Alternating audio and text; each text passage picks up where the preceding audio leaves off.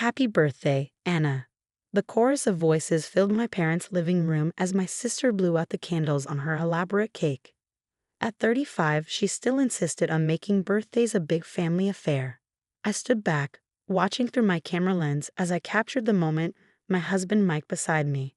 That's when my mother brought out the old photo albums.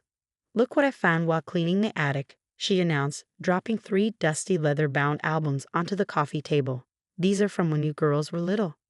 I noticed how my father's hand tightened around his wine glass, but I didn't think much of it at the time.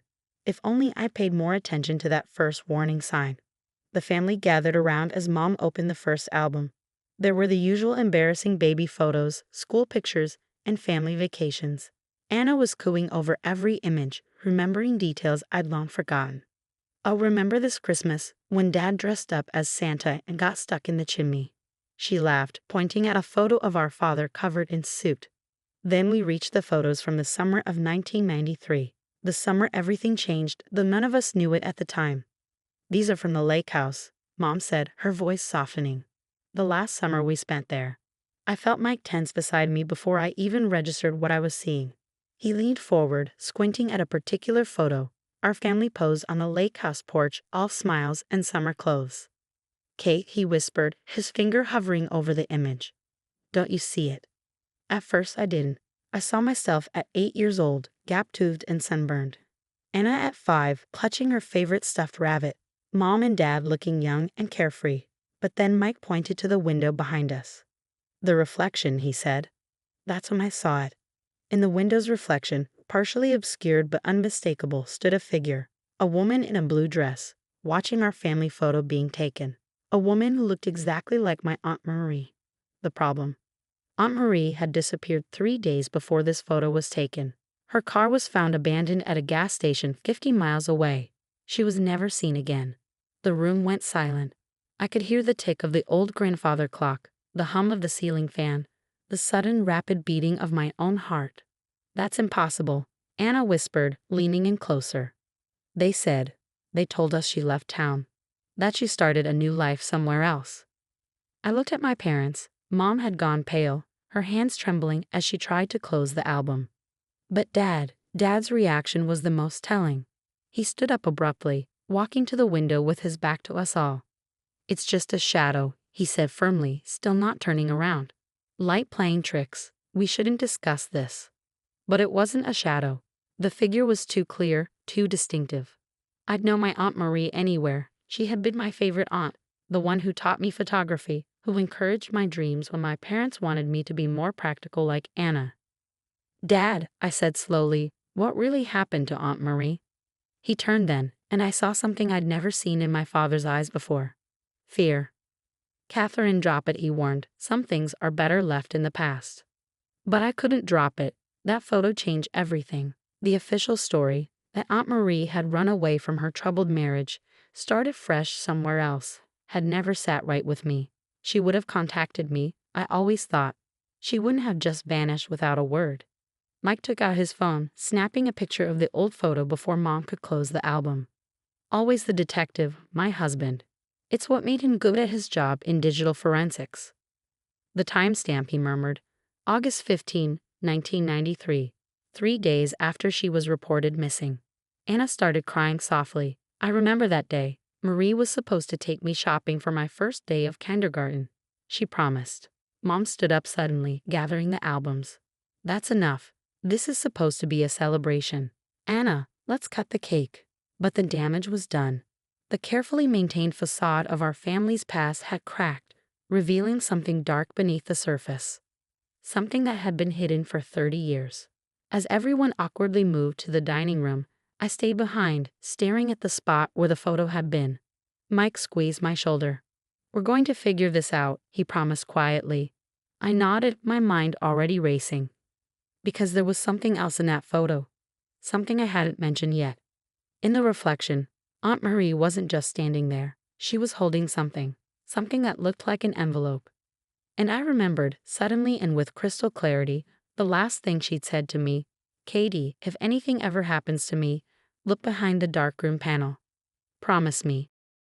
I've forgotten that conversation for 30 years, but now, looking at that photo, It all came rushing back. The darkroom she'd built in the lake house basement. The panel she'd installed herself. The way she'd made me promise, so serious, so unlike her usual cheerful self. I caught my father watching me from the dining room, his expression unreadable. He knew I'd seen something in that photo, something beyond just Marie's reflection. And for the first time in my life, I was afraid of what my father might do to keep the past buried. But I had to know the truth. I owed it to Aunt Marie. The lake house had been sold years ago, but I knew exactly where to start looking. Because what no one else knew was that I had kept the key to the darkroom. All these years, it had hung on a chain around my neck, a reminder of the aunt who had disappeared without a trace. It was time to unlock the truth. The drive to the lake house felt surreal. Mike sat beside me, scanning old property records on his tablet, while I gripped the steering wheel, my aunt's darkroom key feeling heavy against my chest. The house has been empty for 2 years, he said. Foreclosed after the last owners couldn't keep up with the payments. No security system installed. I nodded, trying to ignore the knot in my stomach. After Anna's birthday party ended, things had gotten tense. Dad had pulled me aside, his voice low and threatening. "Leave the past alone, Catherine. You have no idea what you're stirring up." But his warning only strengthened my resolve. What could be so terrible that my father, the man who taught me to always seek the truth, would want it buried? The lake house appeared around the bend, a shadow of its former glory. Paint peeled from the wooden siding, and weeds choked the once beautiful garden where Aunt Marie had taught me about different flowers. The sight made my heart ache. "Ready?" Mike asked, squeezing my hand. We parked behind the house, out of sight from the main road. The back door's lock was easy enough for Mike to pick, something I chose not to question about my husband's skill set. The musty smell of abandonment hit us as we stepped inside. Everything was different, new paint, different furniture left behind by the last owners. But the layout remained the same. I made my way to the basement door, my flashlight beam dancing across the walls. The darkroom was her sanctuary. I explained to Mike as we descended the stairs. Dad never came down here. He said the chemicals gave him headaches, but Marie told me once that he was afraid of what the darkness might reveal. The darkroom door was still there, though someone had painted it the same beige as the basement walls. My hands trembled as I fitted the key into the lock. It turned with a quiet click. Inside, the room was empty except for built-in counters and cabinets along the walls. No equipment remained, but I could almost smell the familiar scent of developer fluid and stop bath that had once filled this space. "The panel," I murmured, running my hands along the wall. "It has to be here somewhere." Mike started checking the cabinets while I examined every inch of wall space. After 20 minutes of searching, frustration began to set in. Then Mike called out, "Kate, look at this." He was pointing to what appeared to be a normal section of baseboard, but when I knelt down, I saw it. A tiny photographer's viewfinder symbol carved into the wood. "Help me pull this off," I said. Together, we managed to pry the baseboard away from the wall. Behind it was a small cavity, and inside, a manila envelope yellowed with age. My hands shook as I opened it. Inside were photographs, dozens of them, and a handwritten letter. "Dear Katie," it began. "If you're reading this, then something has happened to me. I've suspected for months that Thomas, your father, has been involved in something dangerous. At first, I thought it was just gambling debts, but it's worse than that." The letter went on to detail how my father had become entangled with a group of local politicians and businessmen who were running an elaborate fraud scheme. Aunt Marie had discovered evidence of their crimes, evidence she photographed and hid in here. The photos, Mike said, spreading them out on the counter. They showed meetings in dark parking lots, documents being exchanged, faces I recognized from old news stories about corruption in our town. "Look at the dates," I whispered. The last photo was taken the day before Aunt Marie disappeared. But it was the final paragraph of her letter that made my blood run cold. "Katie, if anything happens to me, know that your father is directly involved." I confronted him about the evidence, thought I could reason with him. He told me I had 2 choices. Take the money they offered and disappear, or disappear anyway. "I'm leaving these photos here because I know you'll find them someday. You always were the one who asked questions, who looked deeper. I'm sorry I won't be there to see the wonderful woman you'll become." My vision blurred with tears. All these years we believed she'd abandoned us. But she'd been threatened, forced to leave to protect herself. And maybe to protect us too. Kate, Mike said softly, holding up one last photo. It showed my father and two other men loading something heavy into the trunk of a car. The date stamp was August 12, 1993, the night Aunt Marie disappeared. The sound of footsteps upstairs made us both freeze. "Catherine," my father's voice called out, "I know you're down there. We need to talk." Mike quickly gathered the photos and letter, stuffing them into his jacket. I stood at the darkroom door, heart pounding, as my father's footsteps descended the basement stairs. The truth about Aunt Marie was finally coming to light, but I had a terrible feeling that wasn't the only secret about to be revealed. "Coming up, Dad," I called out, trying to keep my voice steady. But as I reached for the doorknob, I noticed something else carved into the wall, something I'd missed before. A series of numbers, and beneath them, two words that made my heart stop. "Find her." My father stood at the bottom of the basement stairs, his silhouette blocking the dim light from above. He looked older somehow, the weight of 30 years of secrets visible in the slump of his shoulders. "The photos," he said quietly. "Hand them over." Mike stepped forward, positioning himself slightly in front of me. "That's not happening, Thomas." I clutched the carved numbers I quickly copied onto my phone. "Find her." The words echoed in my mind. Was it possible? After all these years, could Aunt Mary still be alive? "You don't understand what you're getting into," Dad said, taking a step forward. "Those men in the photos, they're still powerful, still dangerous. Like they were dangerous to Aunt Marie?" I shot back.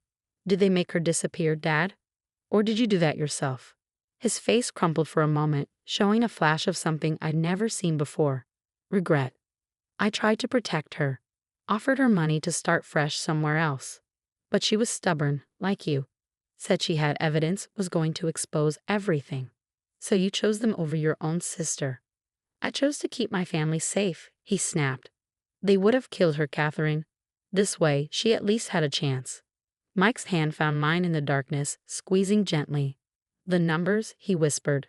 "Their coordinates." Suddenly, everything clicked into place. The lake house location, the specific date of the photo, the numbers carved as a last resort. Aunt Marie hadn't just left evidence, she'd left a trail. "Where is she?" I demanded. Dad's expression hardened. "Let it go, Catherine. Please. For your own safety." "Like you let her go?" I pulled out my phone, holding it up so he could see the screen. "These coordinates, Dad. What would we find if we followed them?" He lunged forward suddenly, reaching for my phone. But Mike was faster. In the scuffle, something fell from my father's pocket, a small key identical to the one I wore around my neck. The basement fell silent as we all stared at it. "You kept your key," I whispered. "All these years you said you never came down here, but you kept the key to her darkroom." Dad sat heavily on the bottom step, looking defeated. "I check every few years," he admitted. "To make sure the evidence stays hidden. To protect her." "Protect her, or protect yourself?" "Both." He looked up, his eyes shining with unshed tears. "She's alive, Catherine, living under a new name in Oregon. Those coordinates, they lead to a safety deposit box in Portland. I've been sending her money, making sure she stays hidden." My knees went weak. Mike caught me before I could fall. "Take me to her," I demanded. "Katie, I can't." "You owe me this, Dad. You owe her." 3 days later, we stood outside a small bookstore in Portland. Through the window, I could see a woman with silver-streaked hair arranging books on a shelf. Even after 30 years, I recognized her immediately. "She opened this place 5 years ago," Dad explained quietly. "Books and photography. She always loved both." I turned to him. "Those men in the photos, the ones you protected. Most of them are dead now," he said, "or in prison for other crimes. The ones still alive are too old to care about ancient history." "Then why keep her hidden?" "Habit," he admitted. "Fear, shame." Mike touched my arm gently. "Bawan," he said. "We'll wait here." The bell above the door chimed as I entered. Aunt Marie looked up, her practiced shopkeeper's smile freezing as our eyes met. "Katie," she whispered. I pulled out the old photo from my bag, the one that had started everything. "I found what you left for me," I said, my voice shaking. "I finally understood your last message." She moved around the counter slowly, as if in a dream. "I knew you would," she said softly. "You were always the one who saw things clearly." When she hugged me, I breathed in the familiar scent of her perfume. The same after all these years. Over her shoulder, I saw Dad and Mike enter the store. "Thomas," she said, not letting go of me. "Marie." Dad's voice cracked. "I'm sorry. I was a coward." "Yes," she agreed. "But you kept me alive. Kept Katie safe. Maybe now it's time we all stopped hiding." That evening, we sat in Marie's apartment above the bookstore, looking through 3 decades of photos she'd taken in her new life. She had traveled, taught photography, built a quiet but beautiful existence for herself. "I missed you every day," she told me, touching my face gently. "But I knew someday you'd find that key, understand those numbers. You always were the one who could see the truth in an image." Looking around at my reunited family, Mike's quiet strength, Dad's repentant acceptance, Marie's resilient spirit, I realized that sometimes the truth, no matter how long buried, finds its way to the light. And sometimes in that light, we find not just answers, but redemption. "Welcome home, Aunt Marie," I whispered. "Welcome home."